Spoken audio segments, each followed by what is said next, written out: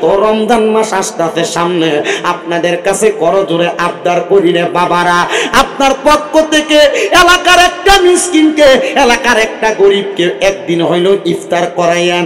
আপনি ভোর রাতে মুরগি দিয়া খানা খাবেন, বহু মানুষ মুরগি দিয়া খানা খাইতে পারে না, পারলে একটা মিসকিন গরিবরে মুরগি কিনা দিয়ান, পারলে একটু ভালো খাবারের ব্যবস্থা করে দিয়ান। আপনারা বলেন বাবারা, এই ভালো খাবারের ব্যবস্থা করে দিলে আল্লাহ তাআলা আপনাদেরকে ভালো রিজিকের ব্যবস্থা করতে পারে কি পারে না? কিন্তু বেটারা রমজান মাস আসলে উমরা করতে যায়, মক্কায় যায়, মদিনা যায়, তোমার এলাকার মানুষ না খাইয়া মরে, আর তুমি মানুষের হজ করতে যাও, কাম হবে না। হজ করিতে মক্কায় যাইয়া খরচ করলি টাকা, সেই টাকা গরিবকে দিলে গরিব থাকি তো কেঠা। কেউ যায় টাকারে ঘুমানে, কেউ যায় দেশ ভ্রমণে, কেউ যায় টাকারে গরমে, কেউ যায় দেশ ভ্রমণে। আইরে ধনীরা যায় ধনের টানে, আনিতে সোনা দানা, সুদ খাইলে নামাজ হবে না, অমন বোঝো না, গোশ খাইলে নামাজ হবে না। এমন অনেক সুদখোর, ঘুষখোর, পয়সাওয়ালা, টেহাওয়ালা, নামাজও পরে, হারামও খায়, সুদও খায়, এই এলাকায় আছে না নাই? আমার মাথা লম্বা চুলগুলা ছিল, লম্বা চুলগুলা মাত্র 3 মাস হয় আমি মক্কা মদিনা তাওয়াফ জিয়ারত করে আইছি। আমি আমার নবীর রওজার সামনে কইছি, ইয়া রাসূলুল্লাহ, ও গো মায়ের নবী, বড় শখ ছিল আপনি নবীর রওজা জিয়ারত করব, করে ফেলছি। আপনার রওজা দেখতে এত সুন্দর গো নবী, এখন দি আমার মনে চায় রওজা এত সুন্দর, আপনি নবী না জানি দেখতে কত সুন্দর, আপনারা দেখতাম। এ আব্বুজিরা, যেই দিন নবীর হাদিস পড়ছি, মানজারা কবরি ওয়াজাবাত লাহু শাফাআতি ইয়াউমাল কিয়ামা, আমার নবী কয়, যেই ব্যক্তি আমি নবীর রওজা মুবারকে যাওয়ার পর আমার রওজা জিয়ারত করলো, সেই ব্যক্তির জন্য সুপারিশ করা, শাফাত করা আমি নবীর জন্য ওয়াজিব হয়ে যায়। নবী যদি সুপারিশ করে তোমার জান্নাত নিশ্চিত। আমি ওই দিনে নিয়ত করছি মদিনায় যাব, এই জন্য আসে তো শুনে শুনে লেখে, ভালোবাসার জায়গা মদিনা, ভালো লাগার জায়গা মদিনা, বলেন ভালোবাসার জায়গা মদিনা, ভালো লাগার জায়গা মদিনা। হাইরে এত সুন্দর জায়গা কোথাও দেখি না, এত সুন্দর জায়গা কোথাও দেখি না, সাজিয়েছেন দয়াল রাব্বানা, ভালোবাসার জায়গা মদিনা, বলেন ভালোবাসার জায়গা মদিনা, ভালো লাগার জায়গা মদিনা। হাইরে মদিনা শরীফে নূরের খাজিনা, মদিনা শরীফে নূরের খাজিনা, আশিক ছাড়া অন্য বোঝে না, ভালোবাসার জায়গা মদিনা, বলেন ভালোবাসার জায়গা মদিনা, ভালো লাগার জায়গা মদিনা। হাইরে আমার মনের মাঝে অনেক বেশি গোনা, আমরার জীবনে অনেক বেশি গোনা, ক্ষমা করবে দয়াল রাব্বানা, ক্ষমা করবে দয়াল রাব্বানা, ভালোবাসার জায়গা মদিনা, বলেন ভালোবাসার জায়গা মদিনা, ভালো লাগার জায়গা মদিনা, বলেন ভালোবাসার জায়গা মদিনা, ভালো লাগার জায়গা মদিনা। একটা জবানও বন্ধ রাখবেন না, এবার বলেন মদিনা যাইতে চাই কি চাই না? এ মুসলমান রে, আমি মদিনায় যাওয়ার পর রাসূল কিবরিয়া রওজার সামনে দাঁড়িয়ে বললাম, ইয়া রাসূলুল্লাহ, বাংলাদেশে যখন ওয়াজ মাহফিলে যায় আপনার কত পাগল প্রেমিক উম্মতদেরকে নিয়ে আপনি নবীরে সালাম জানায়, এরা তো মদিনায় আসতে চায়, এদেরকে আপনি মদিনাতে আনেন না। একই দোয়া আমি আল্লাহর কাবা ঘরের সামনে যাইয়া, কাবা ঘরের দরজা যেখানে ধরে দোয়া করলে দোয়া কবুল হয়, কাবা ঘরের গিলাফে ধইরা দোয়া করলে দোয়া কবুল হয়, আমি ওই গিলাফটার মধ্যে ধরে কইছি, গো আল্লাহ, তোমার মক্কার এত দাম, হাবিবের মদিনায় এত দাম, আল্লাহ কত বান্দারা মক্কা মদিনা আসতে চায়, তারারে মক্কা মদিনা আনো না। এ দম্পতি কুলার যুবকেরা মুরব্বী বাবারা, পর্দার অন্তরালের মা বোনেরা, দনপতি খোলার মসজিদের ভিতরে এক ওয়াক্ত নামাজ পড়লে এক ওয়াক্তের সওয়াব পাওয়া যায়। মদিনার মসজিদের ভিতরে এক ওয়াক্ত নামাজ পড়লে 50,000 ওয়াক্তের সওয়াব পাওয়া যায়। আর দনপতি খোলার মসজিদের ভিতরে এক ওয়াক্ত নামাজ পড়লে এক ওয়াক্তের সওয়াব পাওয়া যায়। কিন্তু মক্কা শরীফের হেরেমের মধ্যে এক ওয়াক্ত নামাজ পড়লে 1 লক্ষ ওয়াক্তের সওয়াব পাওয়া যায়। কোন দিন তুমি 1 লক্ষ ওয়াক্ত নামাজ পড়বা বুঝে আসে না। এই জন্য সবার কাছে আবদার, 2-3 লাখ টাকা হইলে তো জায়গা কিনো, 1-1.5 লাখ টাকা হইলে তো ব্যাংকে রাখো। আমি বলবো রে বাবা, সন্তান সন্ততির জন্য টাকা পয়সা না জমায়া মক্কা মদিনা যাও।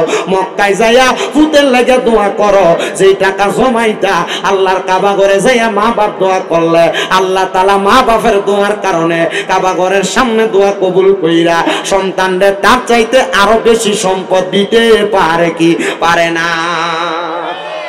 এ যুবক ভাইয়েরা, কক্সবাজার ট্যুর দেওয়ার জন্য 10-15-20,000 টাকা বাজেট করো।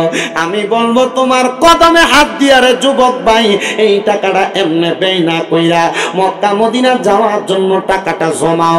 মনে রাখবা, নিয়াতুল মুমিনিন খায়রুম মিন আমালি, মুমিনের নিয়ত তার আমলের চাইতে উত্তম। যদি মক্কা মদিনাটা যাওয়ার টাকা না জমায়া মইরা যাও, তোমার মরার পরে আমল নামাই মক্কা মদিনা তাওয়াফ জিয়ারতের সওয়াব হয়ে যাবে।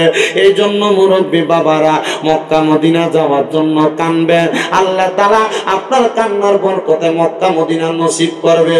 এই মুসলমানেরা, এবার আপনারা বলেন, ওই মক্কা মদিনা যেহেতু এত বরকত পাওয়া যায়, আমরা সবাই ওই মক্কা মদিনা যাওয়ার দরকার আছে না নাই? যদি থাকে মোহাব্বতে আমার সাথে জোরে জোরে পড়েন, ওরে দয়াল আল্লাহ দয়া করেন, দয়াল রন নসিব করেন মদিনা। লা ইলাহা ইল্লাল্লাহ, লা ইলাহা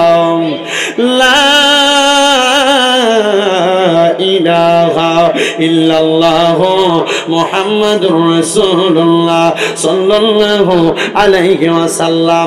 আসুন আমার ধর্মপ্রাণ তরিকতপন্থী ভাই বাবারা, আমরা তো জীবনে অনেক গুনাহ করলাম। এই কুকুরগুলা কেন ঘেউ ঘেউ করতেছে? এটার কারণ হইল আজকে আপনার আমার বংশের মানুষ যারা কবরে, আল্লাহ তাআলা তাদের রুহটাকে উন্মুক্ত করে দিয়েছেন। তাদের রুহটা এই মজলিসের ডাইনে বামে ঘুরতেছে। এই পর্দার অন্তরালের আমার মা, এই দনপতি খোলা গ্রামের পূর্ব পাড়া এলাকার যুবকেরা, মুরব্বী বাবারা, বাড়ি ঘরে বৈশা রইছ রে। মনে রাখবা, আজকে তোমার মা বাবার রুহটা এই মাহফিলের ডাইনে বামে ঘুরতেছে। একটা ফকির যেমনে ভিক্ষা চায়, আজকে ওই মা বাবার আত্মীয় স্বজনরা এমন ভাবে আমরার কাছে হাতটা বাড়াইয়া দিয়া দিয়া চাইতেছে, আসস দিনে আমার সন্তান, আসস দিনে আমার আওলাদেরা আমারে একটু খাস করে দোয়া করবা। ওই দোয়ার কারণে ওই ব্যক্তি যখন কবরে ফিরে যাবে, যায় দেখবে তার আযাবওয়ালা কবরটা আপনারা যারা ফেন্ডনে বসে আছেন, আপনাদের দোয়ার বরকতে আমার আল্লাহ তাআলা মাফ করে দিছে। আইরে সন্তানের দল, কিন্তু যাদের আহলে আওলাদে মাহফিলে নাই, তারা যদি কবরে যাইবে, যাওয়ার পর দেখবে তাদের কবরের আযাব বন্ধ হয় নাই। এরা প্রশ্ন করবে, ওগো মনিব মাওলা, আমাদের কবরের আযাব তো বন্ধ হয় নাই। অন্যদের কবরের আযাব মাফ করা হয়েছে, আমাদের কবরের আযাব কি মাফ করা হবে না? আমরা তো দুনিয়াতে যাইয়া আমাদের আওলাদদের কাছে দোয়া কামনা করেছি, মাগফিরাত কামনা করেছি, তখন আমার আল্লাহ তাআলা বলবে, রে আহলে কবররা, তোমরা শুনে রাখো, তোমাদের বংশের এমন কোন লোক তোমরা দুনিয়াতে রাইখা আসো নাই, আওলাদের মধ্যে এমন কোন লোক রাইখা আসো নাই যেই ব্যক্তি দুনিয়াতে তাইকা তোমার জন্য একটু খাস করে করে দোয়া করবে। এই মুসলমানের দলেরা, এই নবীর উম্মতের দলেরা, আপনাদেরকে যদি আমি এই জায়গায় বসে দুই একটা কথা বলি, আপনারা বুঝতে পারবেন। আল্লাহর হাবিব মুহাম্মদুর রাসূলুল্লাহ সাল্লাল্লাহু আলাইহি ওয়াসাল্লাম নবী আমার বলেন, দুনিয়ার জমিনের ভিতরে একটা সন্তানের দোয়া, একটা সন্তান সন্তানের দোয়া তার মা এবং বাবার জন্য। ওই কবরে কেমন জানো নবী গো, কেমন আপনি বলেন না গো। আমার নবী বলেন মাঝ সমুদ্রের ভিতরে একটা নৌকা ছাড়া মানুষকে যদি এমনে ছেড়ে দেওয়া হয়, ওই মানুষটা বাঁচার জন্য হাবুডুবু খাবে নদীর মধ্যে, সমুদ্রের মধ্যে। এমন টাইমে একটা নৌকা দিয়া কেউ যদি তারা বাঁচায়, ওই নৌকার সমুদ্রের মানুষটা যত খুশি হবে, একটা কবরবাসীর জন্য তারা আলে আওলাদরা দোয়া করলে ওই কবরবাসী তার চাইতে আরো বেশি খুশি হয়ে যাবে। আরে চোখেরই পলকে তুমি হতে পারো লাশ, চিরতরে বন্ধ হবে তোমারই নিঃশ্বাস। হবে এলান তোমারই নাম মসজিদের মাইকে, কন্যা হবে এলান তোমারই নাম মসজিদের মাইকে। বাড়িওয়ালা নাই রে বাড়ি নাই রে দুনিয়াতে, বাড়িওয়ালা নাই রে বাড়ি নাই রে দুনিয়াতে, বাড়িওয়ালা নাই রে বাড়ি নাই রে দুনিয়াতে। তোমার বয়ে থাকতো মানুষ ছিল বাহাদুরি, ভাবনি হাওয়ায় উড়া তুমি যে রঙিনী ঘুড়ি। সুতোয় টানে দিলে মালিক, সুতোয় টানে দিলে মালিক পারবে না তাকিতে। বাড়িওয়ালা নাই রে বাড়ি নাই রে দুনিয়াতে, বাড়ি গাড়ি মেল ফ্যাক্টরি টাকার পাহাড়। বিলাসিতা কেটেছে জনম কতই অহংকার। দামি কাপড় ছেড়ে হবে, দামি কাপড় ছেড়ে হবে সাদা কাফন পরিতে। বাড়িওয়ালা নাই রে বাড়ি নাই রে দুনিয়াতে, বাড়িওয়ালা নাই রে বাড়ি নাই রে দুনিয়াতে, বাড়িওয়ালা নাই রে বাড়ি নাই রে দুনিয়াতে। এ দুনিয়ার মুসলমান, তো আমি যে আয়াতে কারিমা তেলাওয়াত করেছি, আমরা দুনিয়াতে গরিব হইলে আফসোস করি আল্লাহ আমার সম্পদ দিল না। আমরা দুনিয়াতে ধনী হইলে আফসোস করি আল্লাহ যদি আরো দিত। আর আমি তেলাওয়াত করছি আয়াত, আল্লাহ কোরআনে বলে বিসমিল্লাহির রহমানির রহিম, লা ইউকাল্লিফুল্লাহু নাফসান ইল্লা উসআহা। আমার আল্লাহ তাআলা কারো সাধ্যের বাহিরে কোনো কিছু চাপায়া দেয় না। এ মুসলমান, এই নবীর উম্মতের দলেরা, আমার আল্লাহ তাআলা কারো সাধ্যের বাহিরে কোনো কিছু চাপায়া দেয় না। কেন বললেন কথাটা? আয়াতে কারিমার তাফসীর পড়লাম, দেখলাম আল্লামা জালালউদ্দিন মুহল্লি রাহমাতুল্লাহ আলাইহি তিনি বলতেছে জগতের মানুষের দলেরা, দুনিয়ার জমিনের ভিতরে কোনো গরিব মানুষ সম্পদ নাই, ওই মানুষ যেন হতাশাগ্রস্ত না হয়। আবার কোন সম্পদওয়ালা সম্পদ আছে, সেই জন্য লালসার ত্যাগে পইরা, লালসার মায়ায় পইরা দুনিয়ার জমিনে অধিক পরিমাণ সম্পদের কামনা বাসনা না করে। মায়ার নবী গো, কেন গো নবী কেন?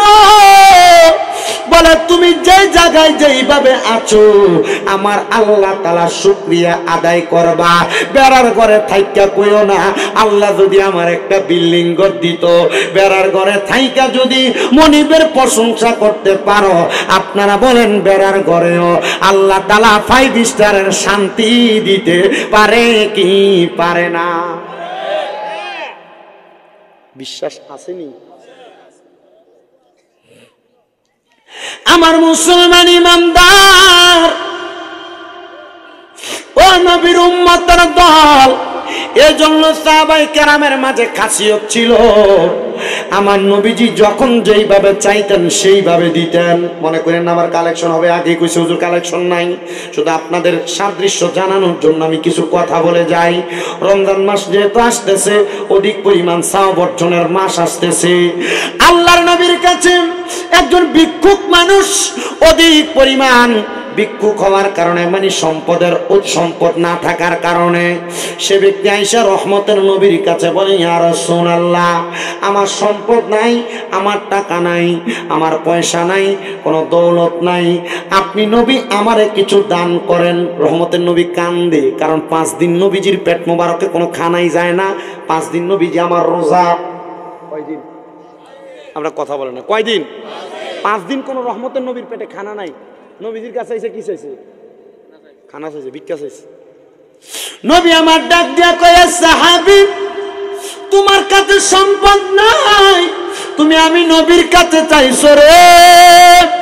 শোনো রে, আমি নবী তোমারে জানাইয়া দেই, আমি নবীর কলিজার টুকরা সাহাবী হযরতে ওসমান জিন্নুরাইনের কাছে যাইবা, ওনার কাছে যাইয়া বলবা রাহমাতুল লিল আলামিন বলছে তোমাকে কিছু সহযোগিতা করার জন্য।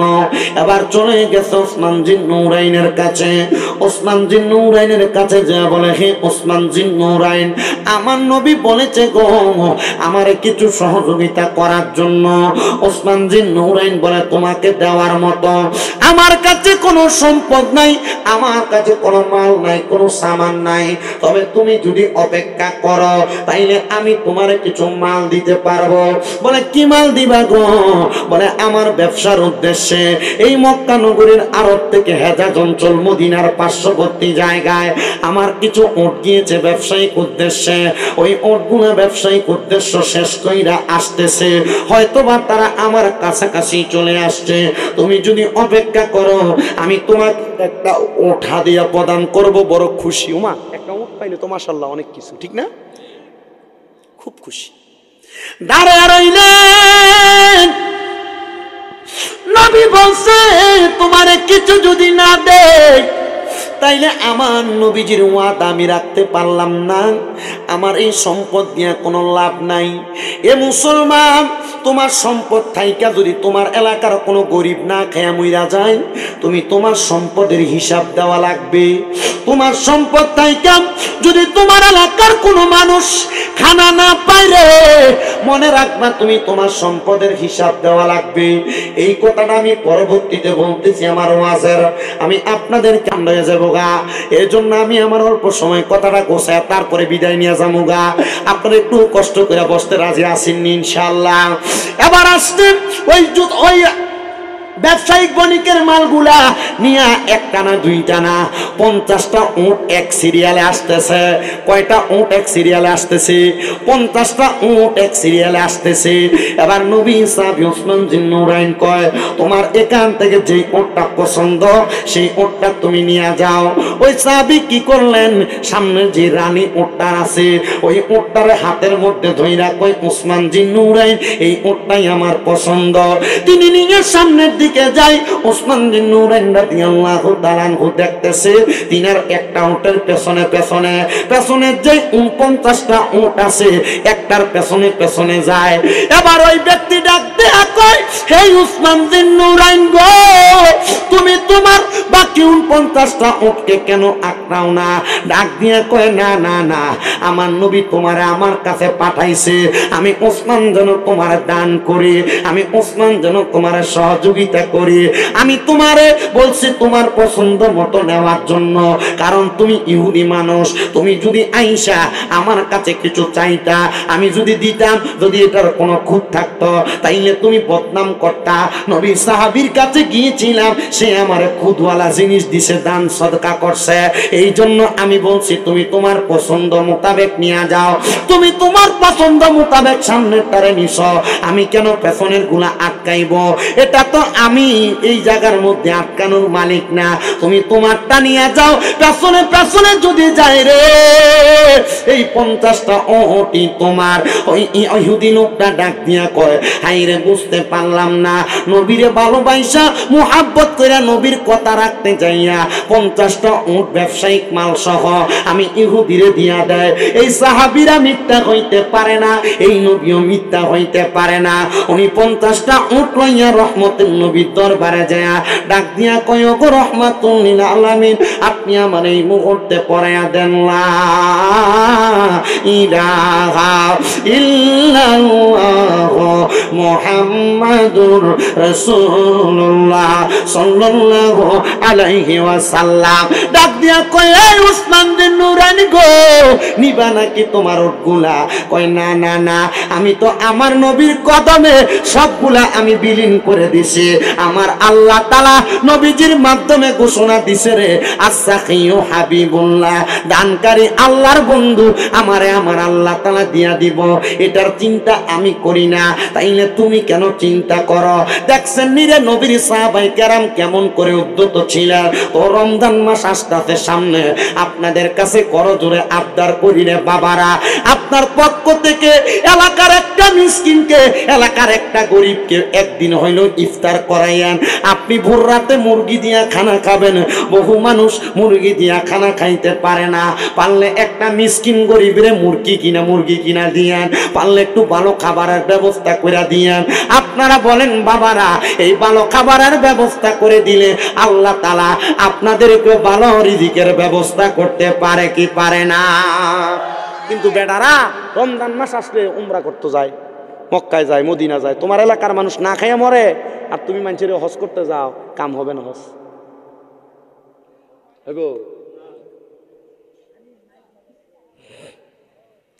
হজ করিতে মক্কায় যাইয়া খরচ করলি টাকা, সেই টাকা গরিবকে দিলে গরিব থাকি তো কেঠা।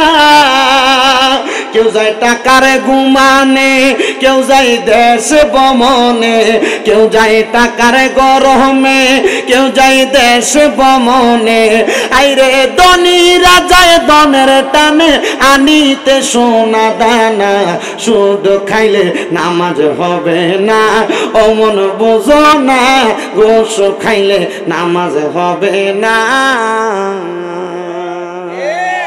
এমন অনেক সুদকুর ঘুষখোর পয়সাওয়ালা টেহাওয়ালা নামাজও পরে হারামও খায়, সুদও খায়, এই এলাকায় আছে না নাই? এই এলাকায় না সোনার বাংলাদেশ অভাব নাই। আবার আমরা সমাজের মানুষ এটিকে ধরিয়া নিয়ে মসজিদের সভাপতি বানায়, কি বানায় না? সুদকুর ঘুষখোর আরাম করে এটিকে ধরিয়া নিয়ে মসজিদের সেক্রেটারি বানায়, এলাকার সর্দার মাতাব্বর বানায়। ছি, তার আকলটা কিতে খায়? হারাম মসজিদে সভাপতিগিরি করতে যায়, কিতা কিতা নাই?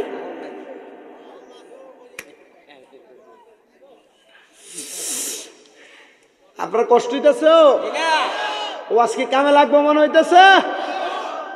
কামে লাগবে না আওয়াজ, ওই কিতে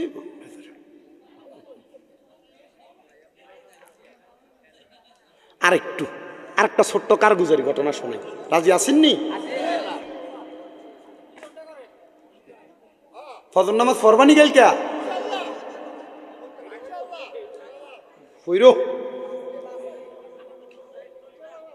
আল্লাহ কবুল করো, আমিন কোন? কই রে ফোলাটা দাওয়াত দিছে যে, কো তুই আইসিনি? আয় আয় আয় আয় আয় বাবা, আরো পড়তাম ওয়াজ। তোর দন খেলা ইচ্ছা, বলে হুজুর টিয়া দিয়ে আনছি না, করেন কি তৈব?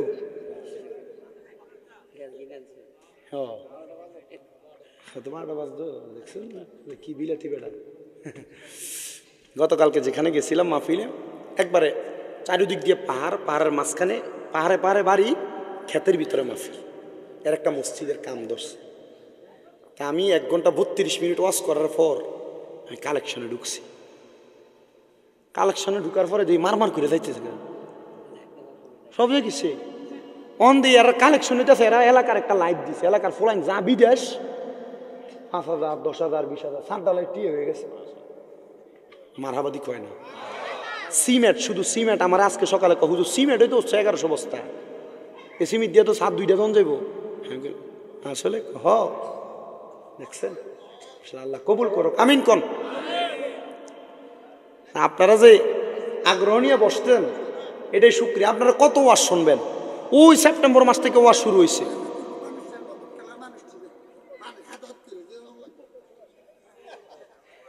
না আরে কিছু আপনারা কইেন না, কিছু কইতে থাক।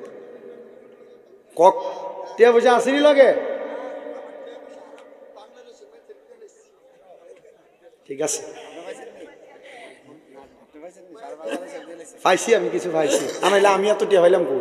আমরা দোয়া আমার মাদ্রাসা 6টা, কয়টা মাতে না, কয়টা 6টা মাদ্রাসা। ওই গরজন কইছি আমি দৌড়ে দৌড়ে ফাঁতা করে 2-3-4টা মাহফিল করতাম না, একটা করে বেশি দিয়ে লয়ে কইরাম। এক বেটা কো দেখছো নি ব্যবসাটা ঘরের ভিতরে। তো পরে আমি ওই এক হুজুর ইশারা দিলাম, কি কিছু কয়ে বেজুত করে দিব নাকি? না, এলাকার মামুদো কিছু কইেন না। তো মূল বিষয় যেটা, আমার টিহা দিলাম না, লস হইতো না। আমার যে ছোট মাদ্রাসা এটার ভিতরে দৈনিক 1 বস্তা চাউল লাগে। আমি আজ পর্যন্ত কাউরে কই নাই যে আমার মাদ্রাসা 1 বস্তা চাউল দাও, আমি আজ পর্যন্ত কাউরে বলি নাই। আপনারা দোয়া করবেন না আমার লাগিয়া? ইনশাআল্লাহ দোয়া করি না আমার লাগে বেশি করে। আমরা দোয়া করলে আল্লাহর কসম করে, আল্লাহর কসম, আজকেও আসরের পরে মাগরিবের আগে আমার পোলাপান প্রত্যেক দিন খতমে খাজে গান পড়ে। প্রত্যেক দিন আমার মাদ্রাসার যে বাচ্চাটা নুরানিতে পড়ে, এ বাচ্চার কান্না দেখলে আপনি নিজে কানবেন। আমার মাদ্রাসা নুরানিতে যে বাচ্চাটা পড়ে তার কান্না দেখলে, এই যে আপনাদের 5 কিত্তা 7 মুরার অনেক পোলাপান আমার মাদ্রাসায় পড়ে, এই যে অনন্তপুরের অনেক পোলাপান আমার মাদ্রাসায় পড়ে। আমরা আমার ছোট্ট বাচ্চাটার কান্না দেখলে শুধু ইচ্ছা মতো কান্দে, দোয়া করে কান্না করে। আমার প্রত্যেকটা বাচ্চা তাহাজ্জুদ নামাজ পড়ে। কুমিল্লা নূরপুর চকবাজারের নূরপুর তাহফিজুল কোরআন মাদ্রাসা, এই বাচ্চাগুলা তাহাজ্জুদ নামাজ পড়ে পড়ে আল্লাহর কাছে কান্দে। এ পাগলা, এই আর কথা কই না কেমন? এগুলা কান্না করে তাহাজ্জুদের সময়। তা আমি ফোলাফান্ডে কইছি, আমি তো তোরা খাওয়াই, তোরার মা বাপকে আমার এডি লেগে টিহা দেয়, টাকা দেয়। ফোলাফান্ডের মা বাপ 2,500, 3,000, 4,000 টাকাও বেতন দেয়, এমনও আছে। কিন্তু এডি দিয়ে কাবার হয় না, কাবার হয় না। আমি যে কইলাম তোরা যে আমি আমার টেহা দিয়ে খাবাই, আমার লাভ কি? এক পিচ্ছি আছে তার বাপ নাই। এবার হুজুর আমরা দোয়া কইরাম, আমার দরকার ওই এটা। আপনি কি বুঝছেন? আমি কইছি আমার দরকার এটা, আমার লাগে দোয়া করিস তোরা। আমার জীবনের টার্গেট আছে আর পরে মাদ্রাসা করতাম। আমার জীবনে বড় একটা টার্গেট, আমি একটা কমপ্লেক্স আকারে মাদ্রাসা কইরাম, বিশাল মাদ্রাসা হইব। করবেন না আপনারা দোয়া? ইনশাআল্লাহ কন্যা দোয়া করবেন নি? দোয়া করবেন। শুধু আমার হায়াতে বরকত দিলে হয়ে যাবে। যদি হায়াতে যদি আল্লাহ বরকত দেয় আর ওয়াজ যদি ওয়াজ করতে পারি সম্মান ইজ্জতের সাথে, হয়ে যাবে ইনশাআল্লাহ। আমার টার্গেট আছে। আপনারা আমার আব্বা আম্মার লাগে দোয়া করবেন, এরা বেঁচে আছে। ওয়াজ করি, আমি বললাম না আমি 17 সাল থেকে ওয়াজ করি। দাখিল পরীক্ষা মানে এসএসসি যখন দিছি এরপর থেকে ওয়াজ করি। কিন্তু এই ধারাবাহিকতা ওয়াজ করতে করতে আমাকে মানুষ দাওয়াত দেয়। আমি কিন্তু শিক্ষিত না, আমি মূর্খ মানুষ, মূর্খ মানুষ। আমি মাত্র কামেল প্রথম বর্ষে পড়ালেখা করি। আল্লাহ বুঝার তৌফিক দিক আমাদেরকে। তবু চেষ্টা করি মানুষকে দিনের পথে, ইসলামের পথে, সুন্নিয়তের পথে, কোরআন সুন্নাহর পথে ডাকতে। আমার কথা হচ্ছে, আমি আপনাকে 10টা কথা বলবো, আমার 8টা কথা ভুল, 2টা কথা সঠিক। ভুলটি মানবেন না, 2টারে মানবেন। যে 2টা সঠিক এই 2টাকে মানবেন। এতক্ষণ কথা বলছি, একটা কথা বাদ বলছি, কোরআন তেলাওয়াতের ফজিলতের কথা বইলা দিছি। এখন যেটা বলছি, এই যে একটু আগে বললাম, মানুষ সম্পদের মালিক, কিন্তু তার এলাকার মানুষ না খেয়ে মরে যায়। এই সম্পদ দিয়ে কোনো লাভ আছে? আসলে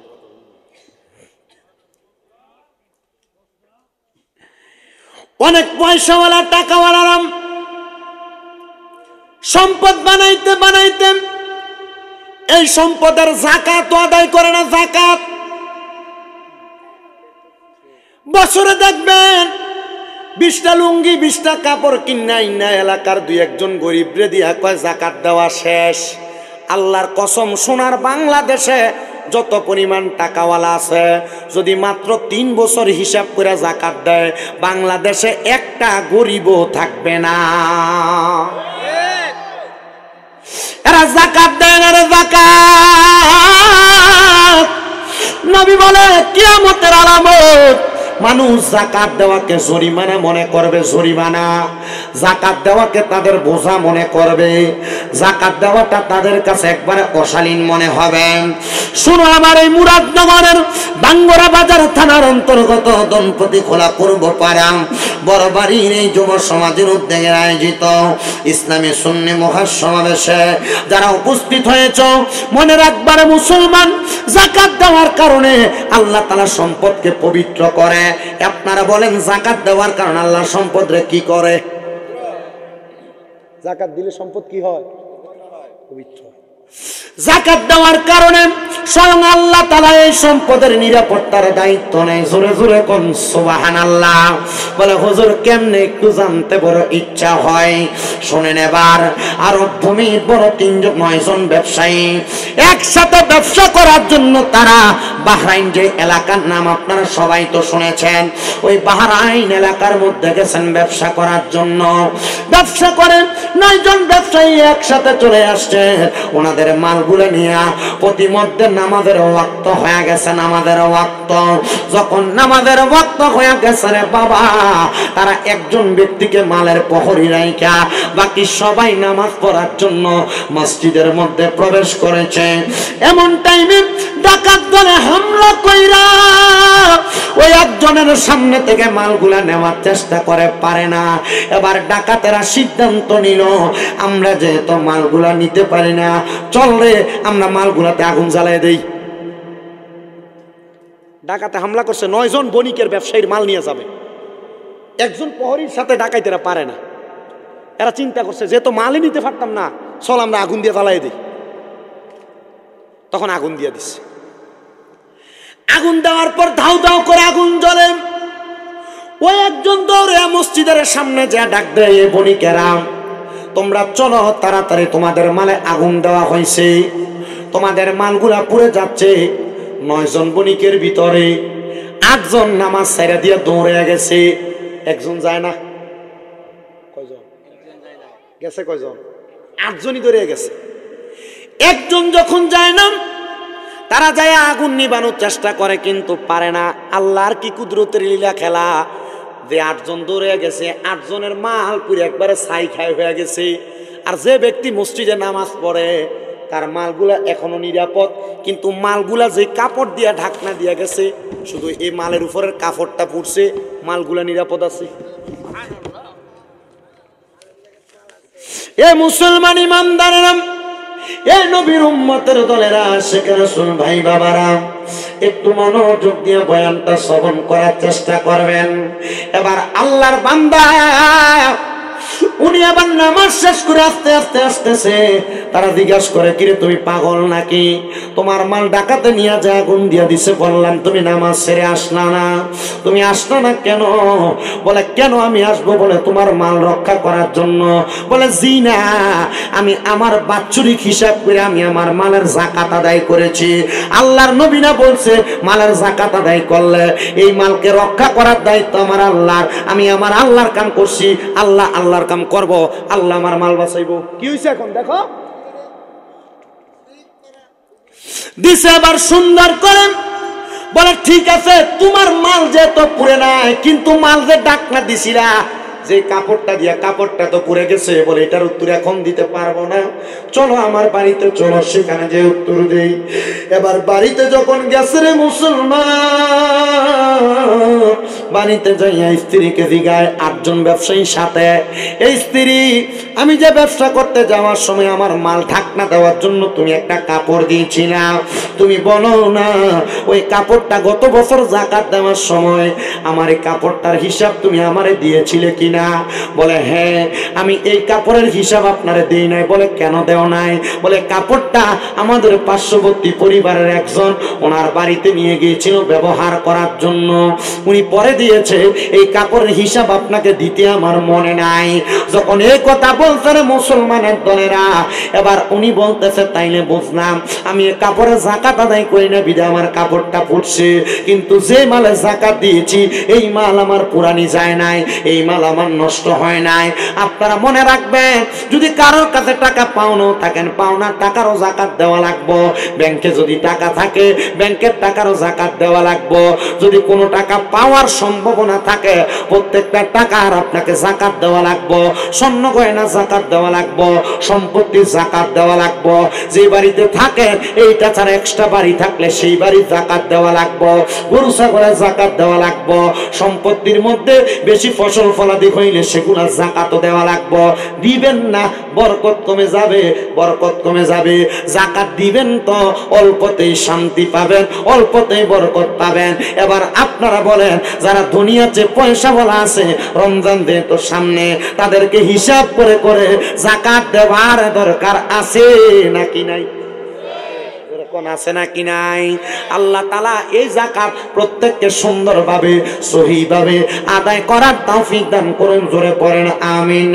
ফেরেশতোं की सलामी देने वाले फौज पड़ती थी, जनाब सैयदा हजरत माँ आमिना सुनती थी, यार जाएगा होबेनी আমার জায়গা হবেনি, আমার মরা লাশের লাইগা মসজিদের পাশে আমার কবর দিও, কইরাই আমার জায়গা হবেনি। আল্লাহ তাআলা সোনার মদিনা আমার প্রাণের মদিনা, সব বলিব কিন্তু তোমায় বলতে পারি না। বলেন সব বলিব কিন্তু তোমায় সোনার মদিনা আমার প্রাণের মদিনা, সোনার মদিনা আমার প্রাণের মদিনা, সব ভুলিব কিন্তু তোমায় বলতে পারি না। মদিনা সব বলিব কিন্তু তোমায় বলতে পারি না। ইয়াসিবি নামে তুমি ছিলে অলক্ষণে দেশে, বড়ই মারাত্মক যে ছিল তোমার পরিবেশ। ইয়াসরিবি নামে তুমি ছিলে অলক্ষণের দেশে, বড়ই মারাত্মক যে ছিল তোমার পরিবেশ। নবীর ছোঁয়া লেগে তুমি শাহে মদিনা, বলেন নবীর ছোঁয়া লেগে তুমি শাহে মদিনা, সব বলিব কিন্তু তোমায় বলতে পারি না। বলেন সোনার মদিনা আমার না, সোনার মদিনা আমার প্রাণের মদিনা, সব বলিব কিন্তু তোমায় বলতে পারি না। আর সম আল্লাহর চেয়ে দাবি তুমি হও, খোদার সৃষ্টিতে তুমি শ্রেষ্ঠ ভূমি হও। আর সম আল্লাহর চেয়ে দামি তুমি হও, খোদার সৃষ্টিতে তুমি শ্রেষ্ঠ ভূমি হও। নবীর ছোঁয়া লেগে তুমি শাহে মদিনা, বলেন নবীর ছোঁয়া লেগে তুমি শাহে মদিনা, সব ভুলিব কিন্তু তোমায় বলতে পারি না। বলেন সোনার মদিনা আমার প্রাণের মদিনা, সোনার মদিনা আমার প্রাণের মদিনা, সব ভুলিব কিন্তু তোমায় বলতে পারি না। সব ভুলিব কিন্তু তোমায় বলতে পারি না। আল্লাহ কবুল করেন, পড়েন আমিন।